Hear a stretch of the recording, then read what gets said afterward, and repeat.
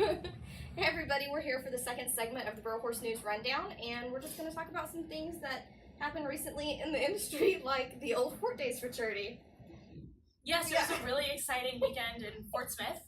Janet Staten and J.S. Milo and Stitch won the futurity, which, if you've been following the futurities this year, is not really a huge surprise. I mean, don't get me wrong, it was definitely a ton of talented horses there, but Janet and, they call them Happy, have dominated the futurities this year. I think they've won with the Fort Smith money close to $200,000 since the futurity year started in January. And they actually hit a barrel in the first round of Fort Smith and then came back and won the consolation and then won the finals, which is really incredible. Yeah. And Tiani Schuster won the first round with a 16.3, which is crazy fast in that arena. That's like, yeah, Coke.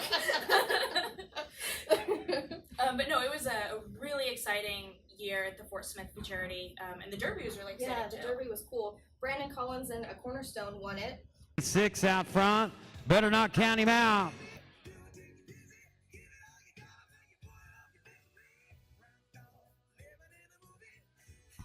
One of them horses you just call stupid fast.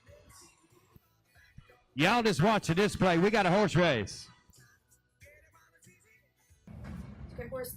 Other than that, as far as industry-wide news, the WCRA, which is the World Champions Rodeo Alliance, if you guys have been following all of that, they just released yesterday that they are adding breakaway to their events, which is super exciting for the industry and super exciting for us girls who do both run barrels and rope. So I feel like that's a lot of our readers. I think so too. Yeah. I mean, I for one breakaway rope, so it'll be nice to have some added money, chances at added money anyways.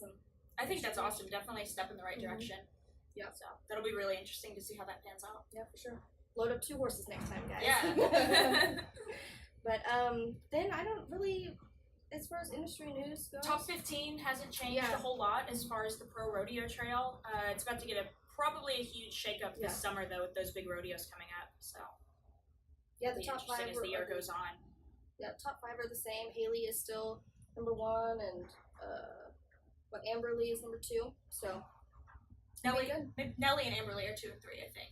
Are they? Or did Amberly jump? I don't know. It's Haley, Nelly, and Amberly in the top 3.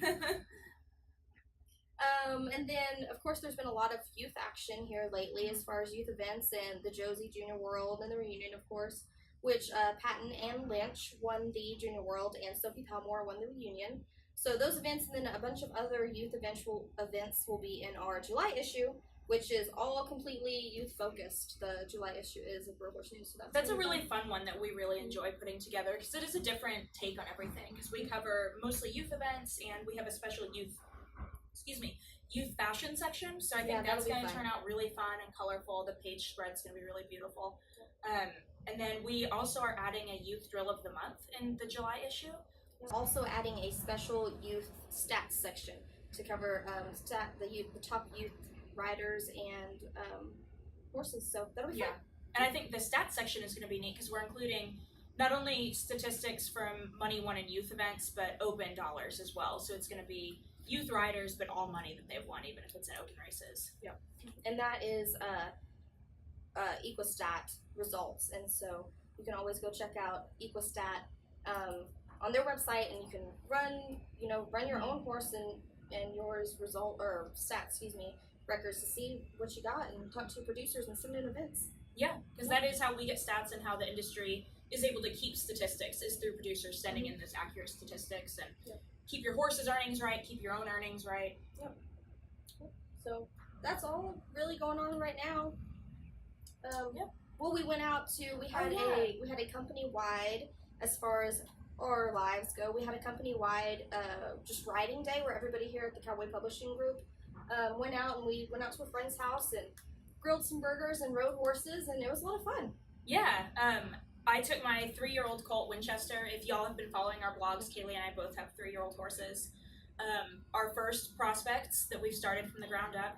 And I took mine, and he's never been around ropes or bridges or trail obstacles and like that kind of thing. So it got a little interesting. I lost a fingernail and almost came off the back of him, but she didn't. It was she okay. Survived, yeah, it was the first time he'd ever seen a rope before, and I was made a mistake and wasn't really paying too much attention. He just kind of left the county. But yeah, I mean, by the end of the day, I could swing a rope off him and drag a log, and he came around really well. We recovered. Yeah. So all the stronger for it. He's a good boy. He is. It's just kind of one of those baby moments you have to laugh at. Oh, I've had plenty of those. Oh yeah. So yeah, if you guys follow our blog, it's What Would We Do Now? It's on the website, and it just covers Blanche and I's kind of journey of having full-time jobs and training colts. So go check it out. I'm sure a lot of y'all can relate to, especially not being full-time trainers or anything and just kind of finding your way through. But yeah, that's on barrelhorsenews.com if you want to check out our blog. Just go ahead and leave us comments, send us questions, whatever you guys have for us. Send it in and we'll try to let us know what you want us to talk about next time. Any suggestions, critiques. Make it nice. We'll see you guys next time.